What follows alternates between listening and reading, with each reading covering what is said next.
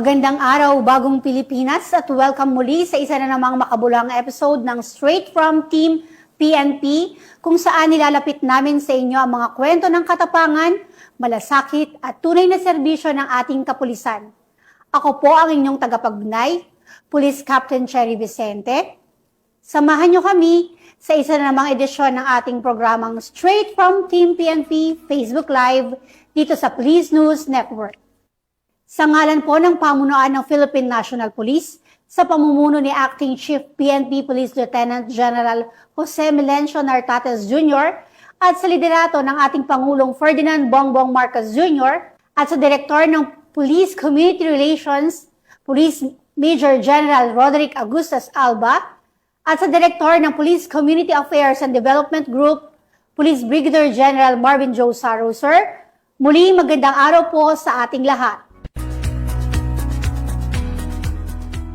Isang pulis na hindi lamang nagsisilbi, kundi nagliligtas ng buhay. Siya ay isang ina, isang opisyal, at ngayong taon, isa sa mga pinarangalan bilang 2025 Metrobank Foundation Outstanding Filipinos Police Officer Awardee. Kilalanin natin si Police Major Elmira Relox, Chief Regional Women and Children Protection Desk ng Police Regional Office Bangsamoro Autonomous Region. Magandang araw po sa ating lahat. Ako po si Police Major Elmira Relox, currently the Chief Regional Women and Children's Protection Desk o Police Regional Office Bangsamoro Autonomous Region. I am one of the Metrobank Foundation Outstanding Filipinos Awardee. Sa kanyang pagtanggap ng parangal, dama niya hindi lang ang karangalan, kundi pati ang bigat ng responsibilidad. Para sa akin, ang pagiging bahagi ng Metrobank Foundation Outstanding Filipinos ay isang napakalaking karangalan at responsibilidad. Hindi lang ito simpleng award. Ito ay pagkakilala sa lahat ng sakripisyo, hirap at pagmamalasakit na inilaan ko bilang isang alagad ng batas. Ito rin ay simbolo ng tiwala ng sambayanan sa mga pulis na tapat ang hangarin para sa bayan. Mas lalo nitong pinatibay ang aking paniniwala na may halaga ang bawat ginagawa nating mabuti kahit sa pinakamalayong lugar at sa pinakamahirap na sitwasyon.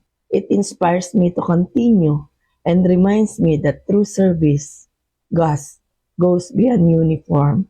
It's about impact, integrity, and compassion. Isa sa kanyang pinakamahalagang programa, ang Sagip Mini at Roadmap to Freedom sa Tawi-Tawi.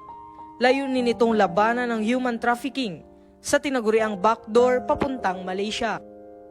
Nung ma-assign ako sa Tawi-Tawi noong 2014 hanggang 2018, ang mga programa kong nagawa doon ay isa doon ay yung Sagip Mini at Roadmap to Freedom.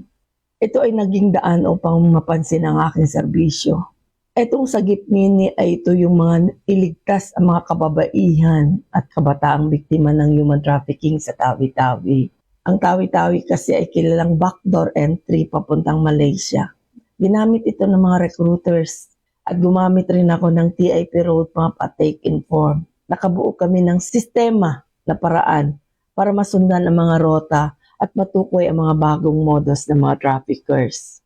Hindi lang ito rescue operation. Ito ay isang holistic at collaborative na programa kasama ang iba't ibang ahensya na nakatuon sa prevention, protection at prosecution. At dahil dito, maraming buhay ang nailigtas at maraming komunidad ang naging mas alerto at iligtas. In fact, during my time as per records in my office, we have rescued victims of trafficking in person more than 1,300. Tinutukan natin at bibigyan talaga natin ng atensyon. Ngunit sa likod ng tagumpay, dala rin niya ang mabigat na sakripisyo bilang isang ina at bilang isang asawa. Ang pinakamalaking hamon ay pagsabayin ang pagiging ina at pagiging pulis sa isang mapanganib na lugar.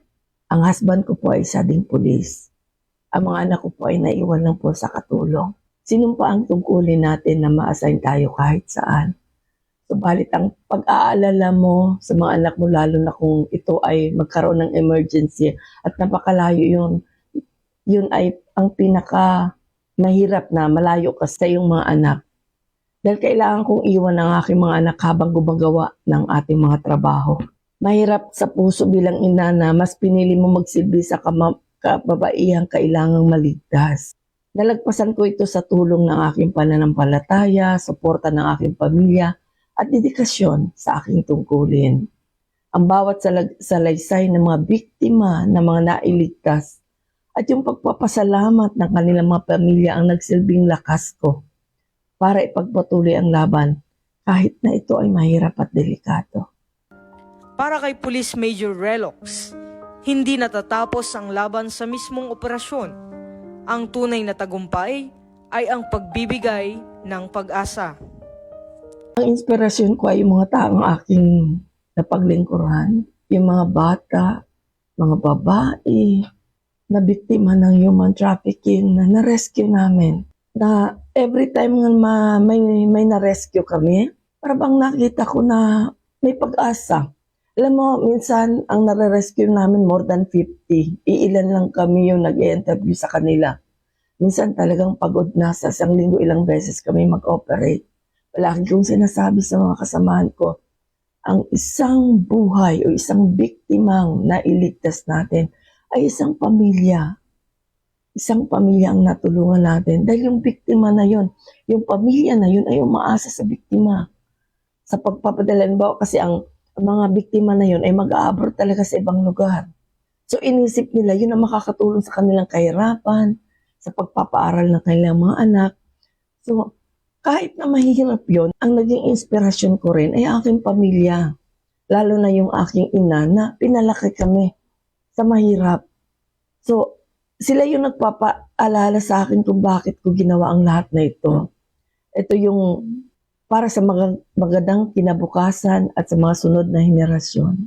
Sa kanyang mensahe sa mga kapwa-pulis, paalala niya ang kahalagahan ng malasakit at puso sa serbisyo. Sa aking mga kasamahan sa PNP, sana'y lagi nating naisaisip na ang tunay na serbisyo ay hindi lang para sa ngayon. Hindi lang, sabi ko nga, police officer is not just only a profession, but it is a public service na may puso, na may compassion, na may dedication.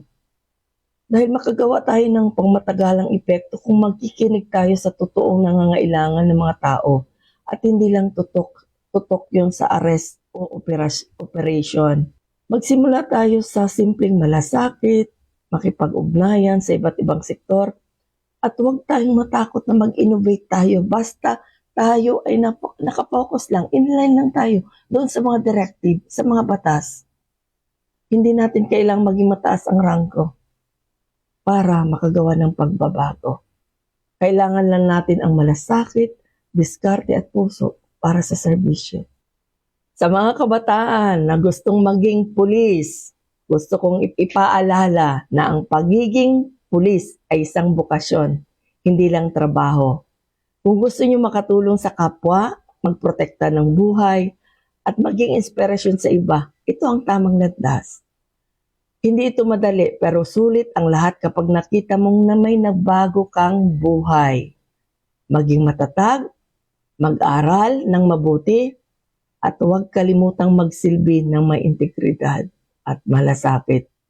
Si Police Major Elmira Relox, isang babaeng pulis, isang ina, isang huwaran ng malasakit, diskarte at dedikasyon. Tunay na inspirasyon para sa kapulisan at sa sambayanang Pilipino. Sana ay maalala ako bilang isang pulis na hindi lang tumupad sa tungkulin, kundi nagbigay ng boses ng mga walang boses at pag-asa sa mga nawalan. Nais kong ang mga sumusunod na henerasyon ay ipagpatuloy ang ganitong klase ng paglilingkod, hindi para sa karangalan, kundi para sa tunay na pagbabago sa komunidad. Kung may puso ka sa serbisyo, hindi ka mawala sa tamang landas. Gusto kong maalala bilang isang lingkod bayan na nagsilbi ng tahimik pero tapat at hindi kailanman lumihis sa tamang landas kahit gaano pa kahirap ang daan.